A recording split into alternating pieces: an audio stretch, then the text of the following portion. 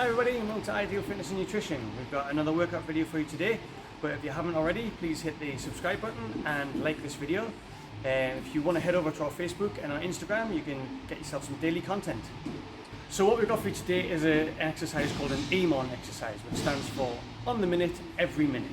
And we're going to be doing 5 reps of different exercises. We're going to be doing 5 push-ups, 5 squat thrusts, 5 sit-ups, 5 squats, and 5 tuck jumps. We're going to try and do them as fast as we can, and the remainder of that minute is yours to rest. We're going to go through this 10 times or until you can't do it anymore. If you're really fit, you could go through 7 times and ramp up the exercises. If you've just started out, you can do 3 exercises of each. There's never be a point where you're doing this exercise and you're smashing it out really easily. It's always going to be pushing you to your max. The idea is you either get to the end of the 10 minutes and you've worked really hard, or you don't complete it. So, let's get on with it.